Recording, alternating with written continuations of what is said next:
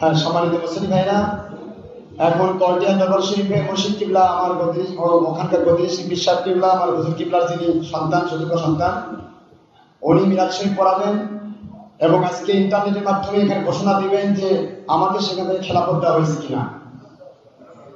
হুজুর কিবলা উনি সামান্য একটু কথা বলে উনি মিলাদ শরীফ করে দেবেন। মিলাদ শরীফ করে কিয়াম করে দেবেন। আসসালামু আলাইকুম ওয়া রাহমাতুল্লাহি ওয়া বারাকাতুহু। আলহামদুলিল্লাহ ওয়া শুকরুলিল্লাহ আযকুর সালাতু সালামি হাবিবিল্লাহ। ইনশাআল্লাহ তাআলা আমরা মহান রব্বুল আলামিনের ইচ্ছায়, করুণায়, দয়ায় 3:45 পর্যন্ত আল্লাহ তাআলা আমাদেরকে আল্লাহর ঘর মসজিদে এসে না খেয়ে কষ্ট করে গরমের মধ্যে সবাইকে আল্লাহ তাআলা কবুল করেছেন, বসে থাকার তৌফিক দিয়েছেন। সকলে বলি আলহামদুলিল্লাহ। আজকে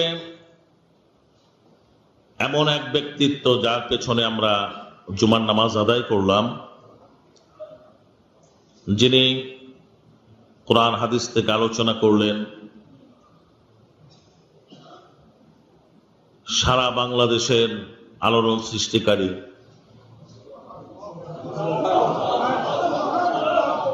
আমাদের অন্তরের কথাগুলি উনি একমাত্র বলেন। আল্লাহ তাআলা যেন তাকে হায়াতুত তয়্যিবা দান করেন। শুকর আমিন।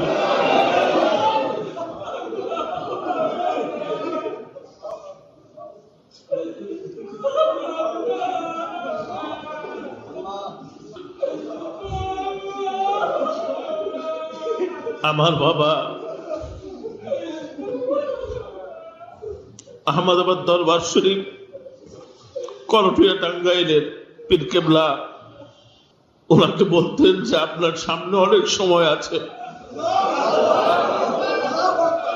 আপনি খুব হুঁশ করে চলবেন, আপনার অনেক শত্রু। আমার বাবা বলতেন যে আমার আহমদাবাদ দরবার শরীফের নক্ষত্র, আহমদাবাদ দরবার শরীফের নক্ষত্র, যাকে আব্বা অত্যন্ত ভালোবাসতেন, মোহাব্বত করতেন, 2013 সনে আমাদের আহমদাবাদ দরবার শরীফের 48তম বার্ষিক তারাসওয়া মাহফিলের মধ্যে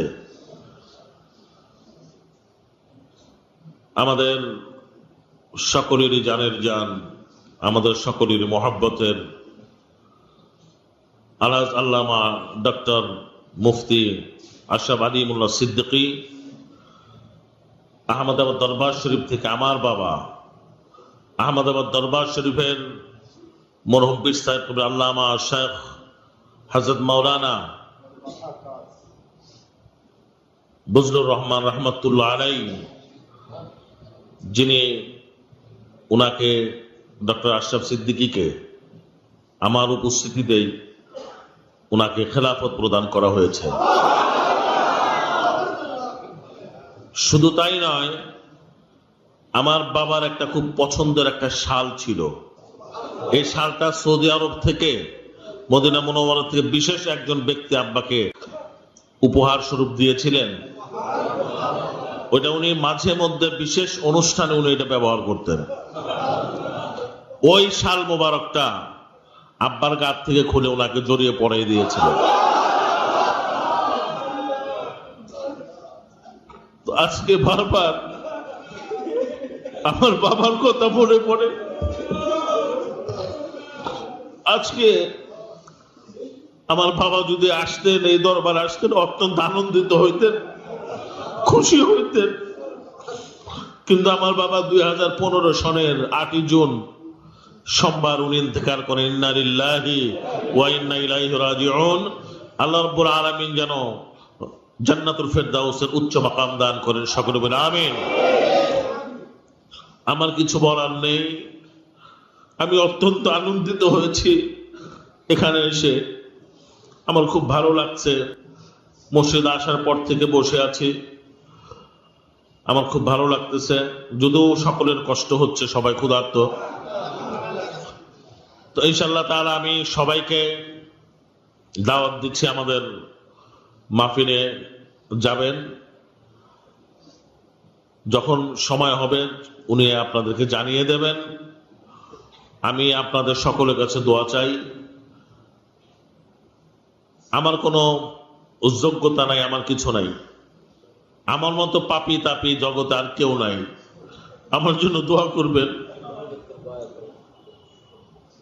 এবং আমার কাছে আমি আরেকটা বলছি, আব্বা ইন্তেকালের পর আপনাদের মুর্শিদ কেবলা আলহাজ ডক্টর মুফতি আশরাফ আলিমুল্লাহ সিদ্দিকী উনি আমার কাছে আনুগত্যের বায়াত গ্রহণ করেছেন।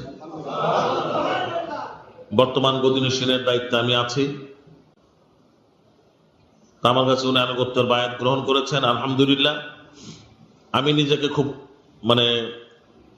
সৌভাগ্যবান মনে করি, ওনার মতো একজন আল্লাহর ওলি আমাকে আল্লাহ জুটিয়ে দিয়েছেন।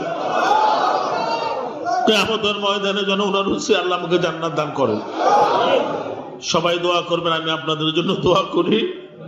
আল্লাহ তাআলা যেন আমাদেরকে জান্নাতি না বানায় কবরে ডাক না দেন। আল্লাহ তাআলা সকলকে আশিক রাসূল হিসেবে কবুল মঞ্জুর করেন, সকল বলে আমিন। আসসালামু আলাইকুম ওয়া রাহমাতুল্লাহি ওয়া বারাকাতুহু।